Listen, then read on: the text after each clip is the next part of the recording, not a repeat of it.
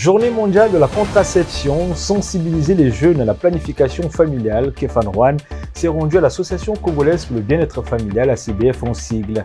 Et puis, trouver un emploi quand compétences et opportunités ne suffisent plus. Des milliers de candidats confrontés à un marché de travail de plus en plus exigeant et compétitif, nous dira Franck Chamat. Mesdames et messieurs, bonsoir, bonjour, bienvenue dans Minute d'Actu. Ce 26 septembre, le monde célèbre la 18e édition de la Journée mondiale de la contraception.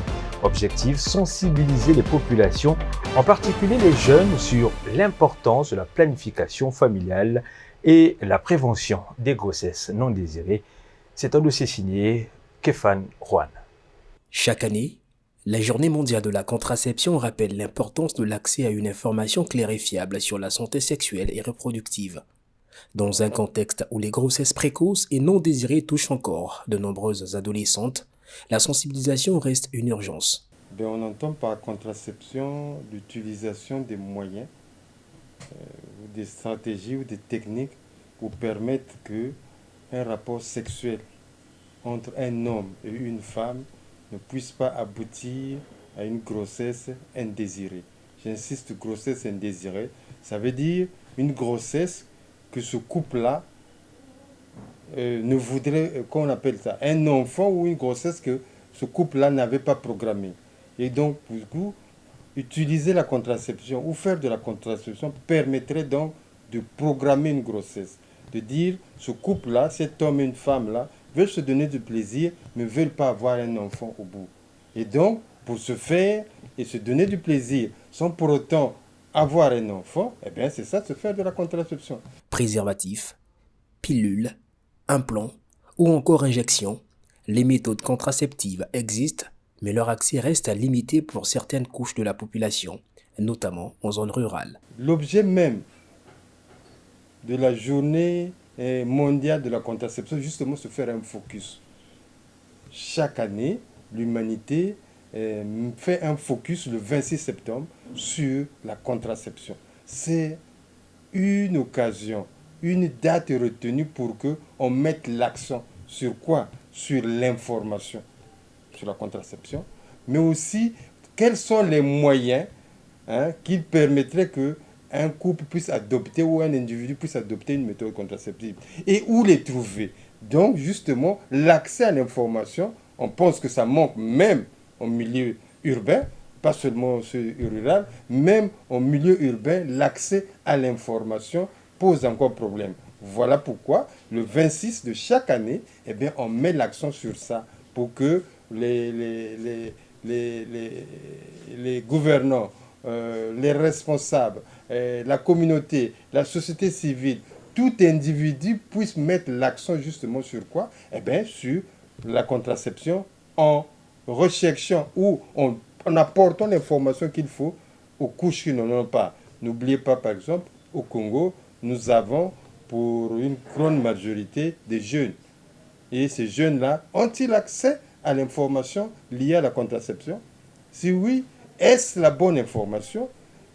C'est ça qu'on doit se poser. Et à cela, il faut ajouter où est-ce qu'ils peuvent trouver si un jeune, un individu ou un jeune veut avoir accès à une méthode contraceptive, où est-ce qu'il peut avoir cette information? Donc, c'est justement le 26, c'est fait pour qu'il y ait un focus soit fait sur ces éléments-là. À travers des campagnes d'information, les acteurs de santé espèrent briser les tabous et encourager un dialogue ouvert entre parents, éducateurs et jeunes. Car la contraception demeure un outil essentiel pour réduire les risques de grossesse précoce et d'infections sexuellement transmissibles. La Journée mondiale de la contraception, qui est à sa 18e édition, porte ainsi un message simple: mieux informer pour mieux prévenir.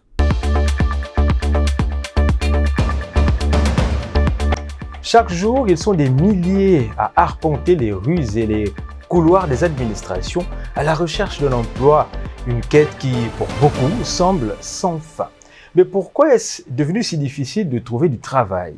Les entreprises ne recrutent-elles plus comme avant ou faut-il désormais plus de compétences pour convaincre? Franck Chamat. Des hommes et des femmes à la recherche quotidienne du travail. C'est un fait chez nous et ailleurs. Une quête qui ne s'arrête presque jamais.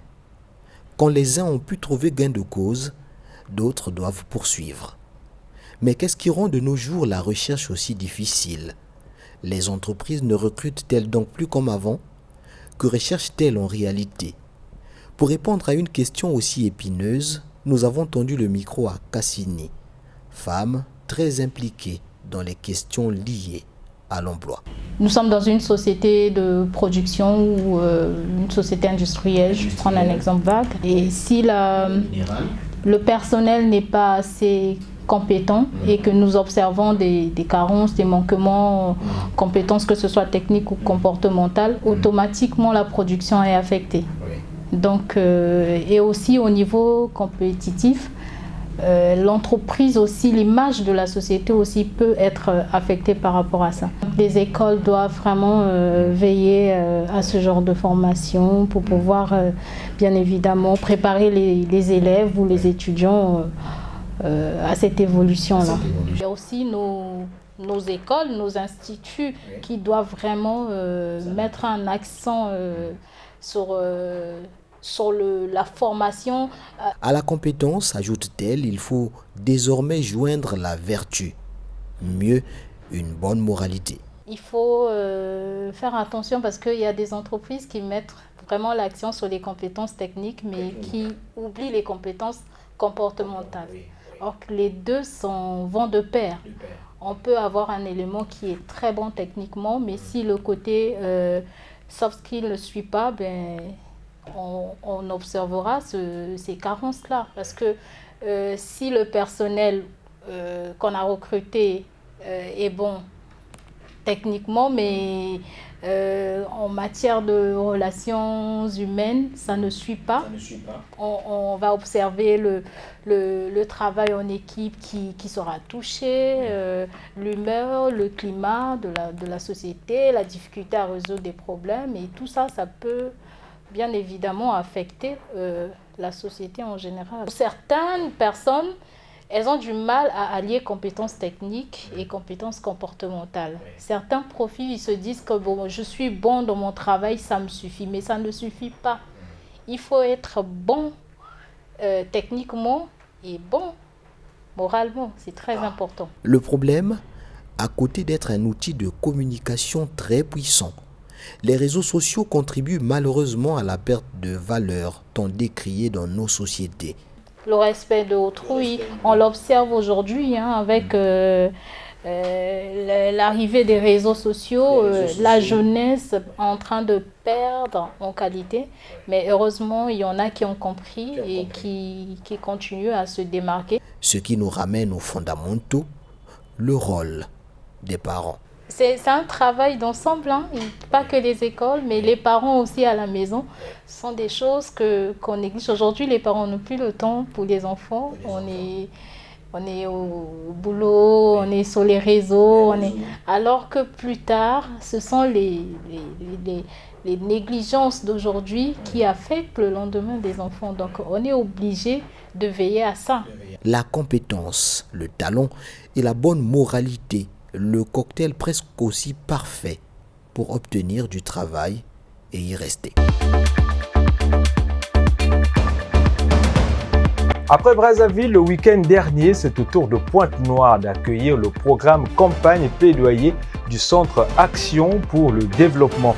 Cette étape prend la forme d'un débat public placé sous le thème « Inscription aux listes électorales jeunes, même quand le jeu est faussé, ta présence dérange ». Le rendez-vous est fixé au 27 septembre à l'espace culturel Obosso.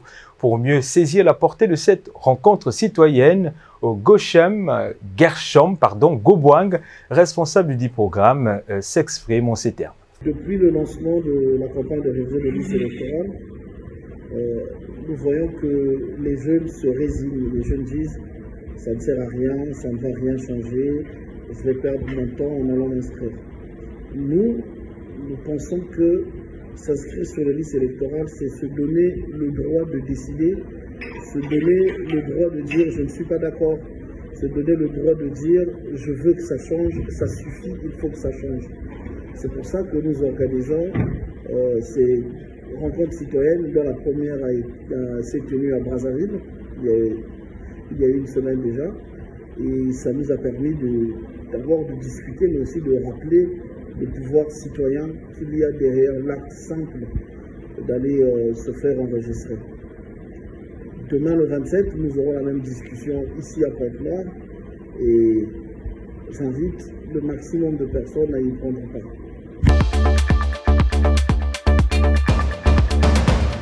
Le carrousel international de la mode fait son grand retour. Lancé officiellement dans l'après-midi du 25 septembre devant autorités civiles, consulaires, créateurs et mannequins nationaux et internationaux, cette 12e édition met à l'honneur la labellisation des textiles africains. Avant le discours de lancement officiel prononcé par le conseiller socio-culturel de Madame la présidente du conseil départemental et municipal, maire de la ville de Pointe-Noire, Madame Pascaline Cabret-Turmel, promotrice du dit événement, s'est prononcée sur l'importance de ce rendez-vous annuel. Depuis sa création, le carrousel est bien plus qu'un événement. C'est un pont entre les cultures, un tremplin pour la créativité africaine, un espace de rayonnement international pour nos talents. Le thème de cette année, la labellisation des textiles africains, n'a pas été choisi au hasard. Il reflète une conviction. Nos textiles porteurs d'histoire, de tradition et d'innovation méritent d'être protégés, valorisés et reconnus comme des marques identitaires forces de notre continent. À travers cette édition, nous voulons ouvrir un dialogue constructif entre les créateurs, les institutions, les partenaires et le public, afin que la mode africaine devienne un moteur de développement économique, de fierté culturelle et d'influence internationale. Entre coupures de ruban et visite des stands, le créateur burkinabé François Ier est revenu sur la pertinence du thème choisi cette année. J'ai cité la labellisation des textiles africains. On l'écoute. Mais la labellisation du textile africain, d'abord, ça permet d'avoir une identité culturelle et économique. Ça permet aussi de pouvoir se positionner côté marketing sur le marché. Vous savez, aujourd'hui, chaque pays, il y a ce qu'on appelle la protection. Il y a la labellisation et la protection intellectuelle. Le couturier, il s'occupe de la protection intellectuelle, ses produits, c'est-à-dire sa création. Et la labellisation, ça permet de vendre l'image du pays, parce que ça, c'est le pays qui protège son savoir-faire artisanal du pays.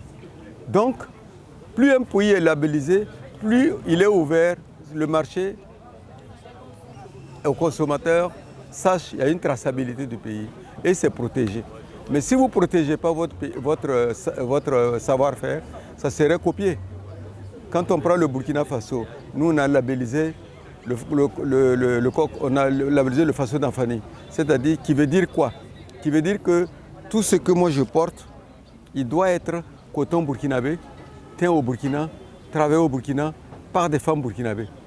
Et avec des qualités qui donne le label. Vous ici, vous avez ce qu'on appelle le raffia. Et le raffia aussi, si vous l'élaborez, vous devez pouvoir le labelliser en disant que ce raffia, il est comme ça, tissé comme ça, travaillé comme ça, il est congolais. Ce soir, le carrousel s'ouvrira, comme à son habitude, par le concours des jeunes créateurs avant de s'achever samedi en apothéose avec la mythique Nuit de la mode consacrée au défilé international.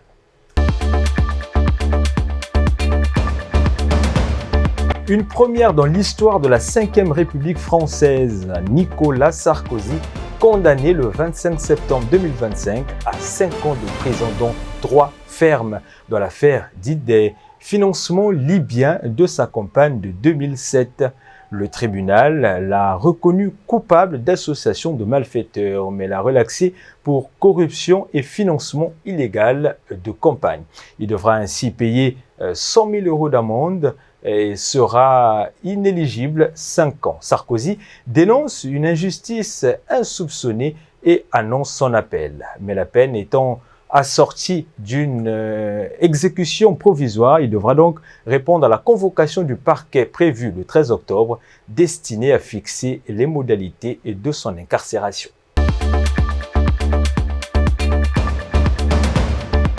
Et puis football, Sergio Busquets annonce sa retraite. Le milieu espagnol mettra un terme à sa carrière à l'issue de la saison de MLS avec l'Inter Miami aux côtés de Lionel Messi. Après près de 20 ans au plus haut niveau, l'ancien capitaine du FC Barcelone et champion du monde avec l'Espagne raccroche définitivement les crampons. Véritable chef d'orchestre silencieux, Busquets aura marqué le football par son intelligence de jeu, son palmarès impressionnant et son influence discrète mais incontestable. Voilà, ainsi s'achève Minute d'Actu. Je vous souhaite un très bon week-end déjà. Prenez soin de vous et n'oubliez surtout pas de nous suivre sur tous nos réseaux sociaux, Facebook, TikTok aussi, géré de main de maître par Monsieur Signor Padou. Je vous dis à la semaine prochaine. Prenez soin de vous. Au revoir.